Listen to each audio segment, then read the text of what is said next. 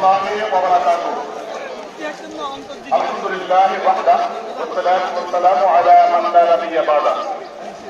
মাহফিল গাজা ও গণজামায়াতের সম্মানিত সভাপতি, উপস্থিত হযরত উলামায়ে ইকরাম এবং বিভিন্ন রাজনৈতিক দলের নেতৃবৃন্দ এবং দিনী ভাই সব, আমরা আজকে লক্ষ্য করেছি ফেনী জেলা আরেকটি ছোট্ট গাজা হয়ে গেছে। গাজায় মাত্র 22 লক্ষ মুসলমান আছে, আর ফেনী জেলার 20 লক্ষ মুসলমান তাদের জন্য জীবন দেওয়া প্রস্তুত। আমরা শুধু এই মিজান ময়দানে নয়, আমরা চাই রাসূল সাল্লাল্লাহু আলাইহি ওয়াসাল্লাম যা বলেছেন, লা তাকুমুস সাআতু হাত্তা ইউকাতিলাল মুসলিমুনা আল ইয়াহুদ হাত্তা ইয়াকুনা আল হাজারু ওয়াল শাজারু হাদা ইয়াহুদিয়্যুন মিন ওয়ারাই ফাকতুলহু। রাসূল সাল্লাল্লাহু আলাইহি ওয়াসাল্লাম বলেন, কিয়ামত হবে না ততদিন যতদিন এই ইহুদিদের বিরুদ্ধে মুসলমানরা একটা জিহাদ করবে, সেই জিহাদে পাথর এবং গাছ কথা বলবে এবং পাথর এবং গাছ বলবে, আমার পিছনে একজন ইহুদি লুকিয়ে আছে, ফাকতুলহু, তাকে হত্যা করো।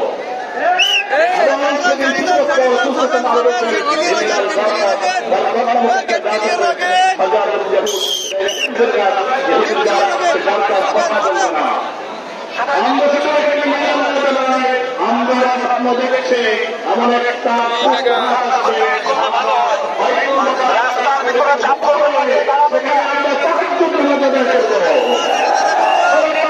মুসলমানরা সেখানে যেতে রাজি আছে, কিন্তু আমরা দুঃখের সাথে লক্ষ্য করছি বাংলাদেশের কিছু আলেম মুসলমানরা এই সময়ে তারা ফিলিস্তিনে গিয়ে বাইতুল মুকাদ্দাস ছবি তুলে বলেন বাইতুল মুকাদ্দাস মুক্ত আছে। আমরা ধিক্কার জানাই এবং সরকারকে বলবো, অনিষ্ট আলেম এমন আছে যারা এখন এই মুহূর্তে ফিলিস্তিনে সফর করছে, গাজায় সফর করছে এবং ছবি তুলে দাঁড়াচ্ছে, সেখানে মুসলমানরা নিরাপদ। আমরা তাদের মুখোশ উন্মোচনের জন্য করব এবং আরো বলব, বাংলাদেশে যারা এখন এই শত্রু দিয়ে বেড়াচ্ছেন, এই হামাস হচ্ছে ইহুদিদের তৈরি একটি সংগঠন। আমরা ধিক্কার জানাই, এই শত্রু দেওয়ার সময় এখন নয়। ডক্টর ইউসুফ আল কারজানিকে জিজ্ঞাসা করা হয়েছিল মার্চ গাজা এরকম অনুষ্ঠান করা ভোগান করে জায়েজ আছে কিনা, উনি বলেছেন মুসলমানদের জন্য ফরজ এটা।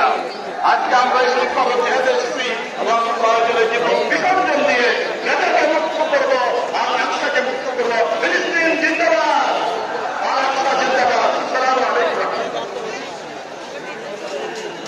সংগ্রামী সাথী বন্ধুগণ,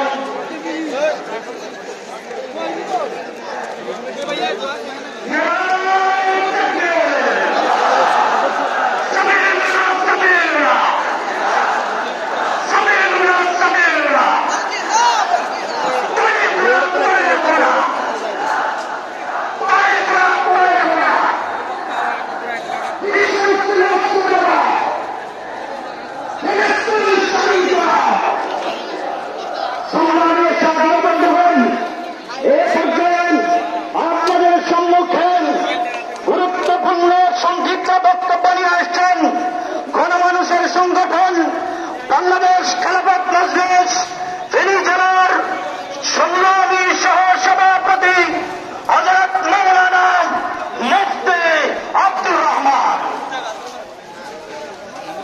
نحمده ونصلي على رسوله الكريم أما بعد. أعوذ بالله من الشيطان الرجيم. بسم الله الرحمن الرحيم.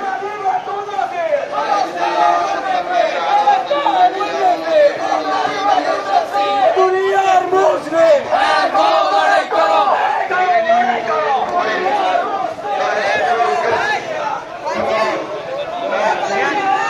and mighty